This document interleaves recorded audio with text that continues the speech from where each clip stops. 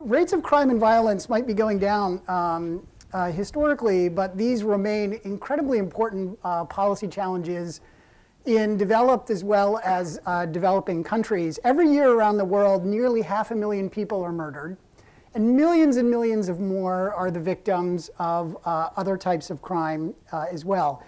Crime and violence are incredibly regressive in their effects, as Sendhil showed you before, both across countries and within countries as well.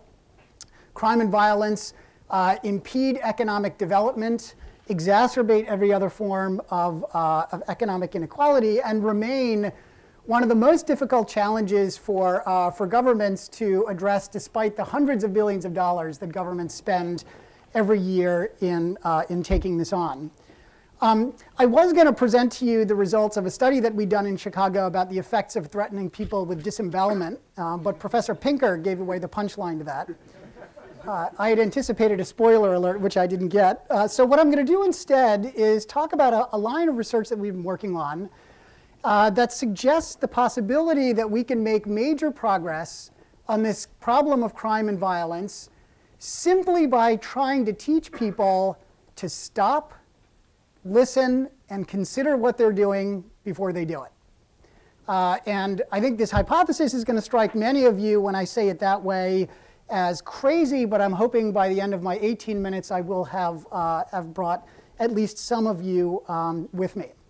So if you watch The Wire, if you watch The Sopranos, you probably have some vision of what the violence problem looks like in cities around the world. I want to give you an example of what violence actually looks like from my hometown. This is essentially a randomly selected example of homicide. This happened in the South Shore neighborhood on the south side of Chicago, about 3 miles from my office at the University of Chicago. It's June 2nd of this year. It's 3 o'clock in the afternoon on a Saturday. There are two groups of teenagers in the middle of the street basically woofing at each other that some kid in one of the groups stole a bike from some kid in one of the other groups. The two groups start to separate. Someone pulls out a handgun from their waistband, turns towards the other group, bam, fires. 16-year-old kid named Jamal Lockett is hit in the chest. The ambulance comes and races him down Lakeshore Drive to Northwestern Hospital, downtown in Streeterville. There's nothing that even the world's best trauma surgeon can do with a 16-year-old with a chest wound like that, and the kid is pronounced dead in the emergency room. So this is, as I said, this is what violence looks like in Chicago, in Boston, and almost every big city in the United States, certainly. It is almost Seinfeldian in its origins. It is 73% of the homicides in Chicago stem from an altercation. It is an argument over nothing that escalates and ends with a tragedy, and that it is retaliation for nothing that leads in more tragedies. So why do people engage in crime and violence? One common hypothesis that many people hold is that the poverty problem is central to driving the volume of crime and violence that we see in the United States and in developing countries as well. Makes sense given how regressive crime is in its prevalence. And the argument goes something like, we have lots of people, unfortunately, attending lousy schools. They grow up, they face very meager job prospects in the legal labor market that leaves them hopeless, leaves them desperate, leaves them willing to do anything over even the most modest material gains, including, for instance, getting or keeping a bicycle. There's a different sort of argument that suggests that there might be something more fundamentally pathological with the kids themselves. This argument in the United States was most famously articulated by John DiIulio, who's a professor at the University of Pennsylvania now, who wrote a very widely cited essay in 1995 in the Weekly Standard, saying the big problem with crime and violence is what he calls moral poverty, which he defines as the poverty of growing up surrounded by deviant, delinquent, and criminal adults in abusive, violence-ridden, fatherless, godless, and jobless settings. Right, so this is the moral poverty argument, that it's moral poverty, not material poverty, that is a major driver of the crime and violence problem. Both of these theories, material poverty moral poverty. Both of these ideas about what's driving the crime and violence problem give you a sense that the people who are committing crime are firmly committed to involvement in antisocial, criminal, and violent behavior. And that notion that the people who commit crime are really committed to their criminal careers is very consistent with data that a lot of us see all the time about the rate at which people re-engage in crime. If you look at the United States prison system, every year 2/3 of the people that we let out will be rearrested within 3 years. Right? And so it makes sense that you think that the people who engage in crime are doing this out of some deep-seated conviction that leads them to engage in crime over and over and over and over again. This is, for those of you who are not from the United States, this is Lindsay Lohan, one of the most notorious repeat offenders that we have in the US. So this idea that people are deeply committed to engaging in crime, either because of very hard to change poverty or very hard to change moral conditions or underdevelopment of a moral sense, has basically led, at least in the United States context, to a sense that it is hopeless to try and, or essentially hopeless to try and prevent people from engaging in crime or trying to rehabilitate people from engaging in crime once they've started down this path. And as a result, the main policy response that we've had to the crime problem in the United States and in many other countries around the world as well has basically, what do you do with a bunch of people who will commit crime as a result of a bunch of hard-to-change problems? You just lock them up. And we've been doing a very good job of that in the United States since the 1970s. Our schooling attainment levels are very mediocre in international comparisons now. Our infant mortality rate is horrible, but we reign supreme in our incarceration rate in the US. Now, what I want to do is I want to give you a different view of why people commit crime, an alternative to the idea of material poverty or moral poverty, which has implications for how you'd address this problem. And as a way to give you a sense of this alternative view, I'm hoping that you will indulge me in a little bit of a game. So what I want to do is I want to show you some slides. And when I flash the slide, what I would like you to do, if you're willing, is to just call out the color of the object in the middle of the slide. OK, so we'll do an easy one first, all right? Black, thank you. Many of you didn't say anything. We'll try and get better at this. Red, green.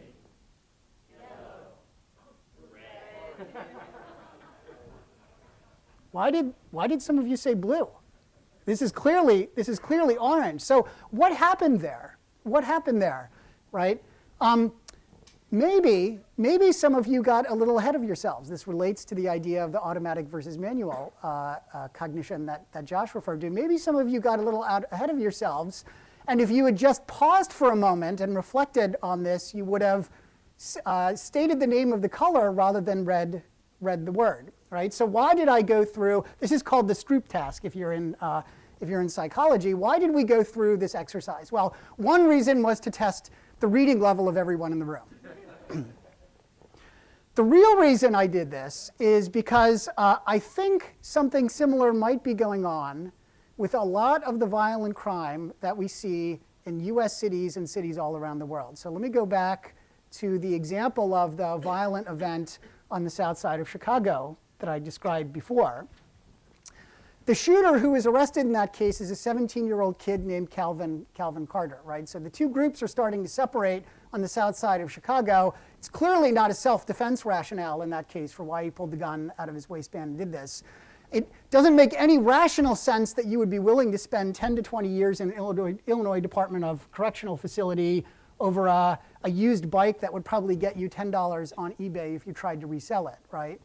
One thing that might potentially explain that shooting is the possibility that Calvin Carter has a default in his mind that says, I do not let my friends down. Right? All of his friends know that he's the guy with the Glock 9mm in his waistband when we're in the middle of the street at 73rd and Coles Avenue, and he acts a little too automatically. And this script, this idea, this default that he has that I shouldn't let my friends down might be very adaptive for a large range of circumstances that Calvin Carter faces, but not in this circumstance when he's facing another group of teens and he's got a 9mm in his waistband in the South Shore neighborhood, right? So maybe the problem here is that he was thinking a little bit too automatically.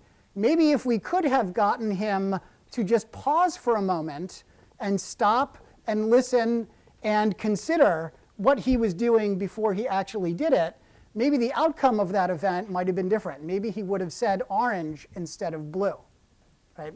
And if that's true, then at least in principle, it might be possible that we can move the needle on the crime and violence problem by helping train people to do a better job of stop, listening, and considering what they're doing, that is being a little bit less automatic before they engage in this sort of behavior. So that is precisely the objective of an intervention that we carried out in the city of Chicago called Becoming a Man, implemented by 2 nonprofits there, basically trying to teach kids to stop, look, and consider what they're doing before they do it. We carried this out in the 2009-2010 academic year. The kids basically participate in group sessions to try and develop that stop, look, consider tendency out in their community environments. They can participate in up to 27 sessions, about a dozen kids per group. To give you a flavor of what the intervention looks like, let me describe to you the very first exercise that the kids do. Okay? So the kids get out of an academic class in their Chicago public schools. They go to this group session. Say Sendel and I are in the group, right? And what they will do is they'll pair the kids up, so Sendel and I are a pair, and they will give one of the kids in the pair a ball. Say they give the ball to me. And then the group leader will say to every pair, the other person without the ball in each group has 10 minutes to get the ball from the other person, from his partner. Go. And what inevitably happens in this case is these are the study sample is boys 7th to 10th grade. What inevitably happens in this case is the boys beat the crap out of each other for 10 minutes. Sendel will punch me. He will jump on me. He will gouge my eyes. He will bite me. He will do every physical thing that he can think of, and then some, to try and get the ball out of my hand, almost without fail. And then the group leader will jump in and say, all right, let's switch now. And now they give Sendel the ball, and I exact my revenge, and I do this to him for 10 minutes. And then after another 10 minutes, they bring the kids together and they reconvene, and they debrief. So the group leader would say to Sendel, so how did this go? What strategies did you employ to get the ball from your partner, and how did they turn out? And Sendel will say, I punched him, I bit him, I think I broke his finger, I gouged his eye, he looks like the wimpiest person I've ever seen in my entire life, but somehow he managed to hold on the ball and I couldn't get it. And the group leader will then say, why didn't you ask Jens for the ball? Almost none of the kids ever ask, right? And Sendel will say, I didn't ask because if I would have asked Jens, he would have called me a this, or he would have thought I was a punk, or he would have thought I was a wuss, or whatever it was, right? And then the group leader will turn to me and say, what would you have done had Sendel just asked you for the ball? I would have said, of course I would have given it to him. Like, why, what would I care, right? And what's interesting about this intervention, one is it's subversive. The kids should be in math class, and their very first exercise is they beat the crap out of each other for 20 minutes combined. But the second thing that's really interesting about this is you can see this is a very engaging way to get the kids to recognize their tendency to behave automatically and get them to reflect on a lot of the assumptions behind their behavior, right? We were talking to the person who developed the program, and I said to him, is it really the case? I mean, you've done this with dozens or hundreds of kids. Is it really the case that no one ever asks? And he says, that's an exaggeration. One kid once did ask. He said, give me the fucking ball.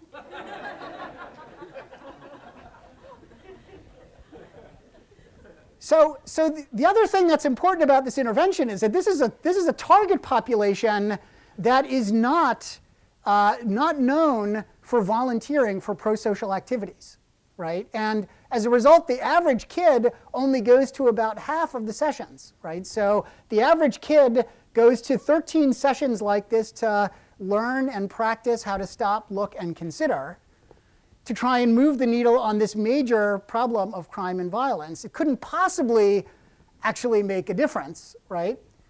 This is what you see when you look at the data. Comparing the kids who participate in the program and don't participate in the program, one thing that you see is the kids are way more engaged in school.